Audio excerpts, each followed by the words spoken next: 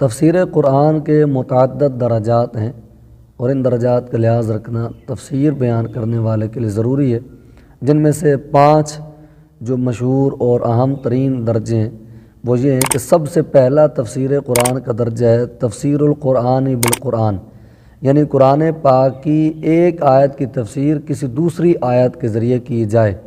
بس اوقات یوں ہوتا ہے قرآن مجید فرقان حمید میں ایک آیت ایک جگہ ذکر کی گئی، اس کی تفصیل وہاں بیان نہیں کی گئی بلکہ اس کی تفصیل کسی دوسرے مقام پہ جا کر بیان کر دی گئی۔ تو اگر ایک شخص کو مکمل قرآن پاک ہی یاد نہیں ہے، قرآن مجید فرقان حمید کا مکمل مطالعہ ہی نہیں ہے، تو اسے پتہ ہی نہیں چلے گا کہ اس آیت کی تفسیر جو وہ دوسری آیت میں بیان کی گئی ہے، تو وہ خالی اس ایک ٹکڑے کو لے کر بیٹھا رہے گا، حالانکہ اس کی مکمل وضاحت جو ہے وہ دوسری آیت میں موجود ہے۔ تو سب سے پہلے درجہ جو ہے وہ تفسیر کا وہ تفسیر قرآن بالقرآن ہے۔ تو تفسیر بیان کرنے والے کے سب سے پہلے یہ چیز ضروری ہے کہ اسے مکمل قرآن پاک اس کے سامنے حاضر ہو، اس کے ذہن میں موجود ہو، تاکہ ہر آیت کے حوالے سے پتہ چلے کہ کیا اس آیت کی تفسیر کسی دوسری آیت میں بیان تو نہیں کی گئی، اگر بیان کی گئی تو اس کو ساتھ ملا کر پھر قرآن پاک کی تفسیر کی جائے گی، ورنہ قرآن پاک کی تفسیر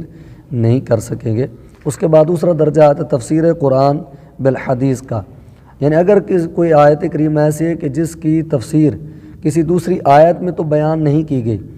لیکن کسی حدیث میں بیان کی گئی ہے، تو اب ہمیں یہ ضروری ہوگا کہ ہم اس حدیث پر بھی ہماری نظر ہو، اور قرآن مجید فرقان حمید پر پوری نظر کرنے کے بعد اب ہم غور کریں گے کہ کیا اس آیت کریمہ کی تفسیر کسی حدیث پاک میں بیان کی گئی ہے یا نہیں کی گئی۔ اگر کسی حدیث پاک میں اس کی تفسیر بیان کی گئی ہے تو اب ہم اس حدیث سے اس کی تفسیر بیان کریں گے۔ اور قرآن مجید فرقان حمید کی تفسیر کے بعد سب سے زیادہ درجہ جو ہے وہ تفسیر قرآن بالحدیث کا ہے، کیونکہ سب سے زیادہ قرآن مجید فرقان حمید کی باریکیوں کو ہمارے آقا کریم علیہ الصلوۃ والسلام ہی زیادہ بہتر جانتے ہیں، جتنا حضور بہتر جانتے ہیں قرآن کے معنی اور مفاہیم کو، اتنا اور کوئی بھی نہیں جانتا۔ تو اس لیے تفسیر قرآن بالقرآن کے بعد سب سے عام ترین درجہ تفسیر قرآن بالحدیث کا آتا ہے۔ اس کے بعد تیسرا درجہ ہے تفسیر القرآن بآثار صحابہ، یعنی صحابہ کرام علیہم رضوان کے اقوال کے ذریعے قرآن پاک کی تفسیر بیان کرنا،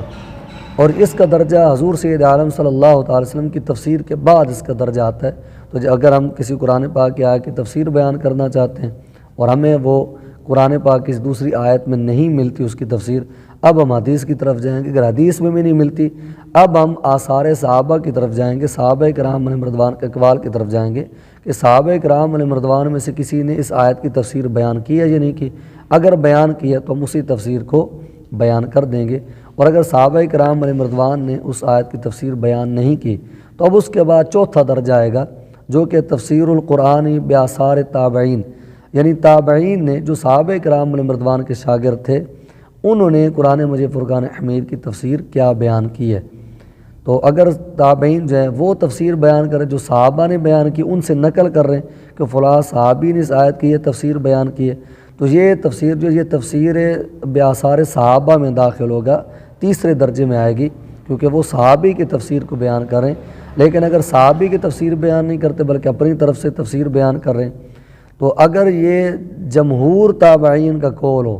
یعنی بہت سارے اکثر تابعین جو ہیں وہ اس آیت کریمہ کی یہی تفسیر مراد لیتے ہیں، تو اس صورت میں تو یہ تفسیر قابل قبول ہوگی تابعین کی۔ لیکن اگر کوئی تابعی ایسی تفسیر بیان کرے جو اکثر تابعین کے مخالف ہے تو اب ایسی تفسیر ان کی نہیں مانی جائے گی۔ تفسیر القرآن بآثار تابعین کے بعد سب سے آخری درجہ آ جاتا ہے تفسیر القرآن باللغۃ العربیہ، یعنی اگر ہم کسی آیت کی تفسیر قرآن پاک میں بھی نہیں ملتی، حدیث رسول میں بھی نہیں ملتی، صحابہ کے اقوال میں بھی نہیں ملتی، تابعین کے اقوال میں بھی نہیں ملتی، تو اب اس صورت میں ہم اہل عرب کی لغت کی طرف جائیں گے کہ اہل عرب اس لفظ سے اور اس طرح کے جملے سے کیا مراد لیتے ہیں، ان کے ہاں اس جملے سے کیا مراد لی جاتی ہے۔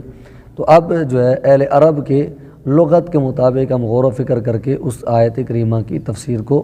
بیان کریں گے، اور اگر اہل عرب کی لغت میں بھی ہمیں وہ تفسیر نہیں ملتی تو اب اس صورت میں ہمیں اس آیت کی تفسیر بیان کرنے کے لیے مستند علماء کی طرف رجحان کرنا پڑے گا، رجوع کرنا پڑے گا، اور وہ بھی وہ علماء کہ جو اس فن کے اندر بہت زیادہ ماہر ہیں، اور پھر اس میں بھی اکثریت کے قول کو ہم لیں گے، بعض کے اقوال کو لینے کی ہمیں اجازت نہیں ہے۔ یہ ہمیشہ کے لیے ذہن میں رکھ لیں کہ جب بھی کوئی بھی شرعی مسئلہ بیان کرنا ہو تو اس میں ہم اکثریت کو دیکھیں گے کہ امت کی اکثریت کس طرف ہے اور علماء کی اکثریت کس طرف ہے، تو اکثر کے قول کی پیروی کرنا پر لازم ہے کہ جمہور کی پیروی کا ہمیں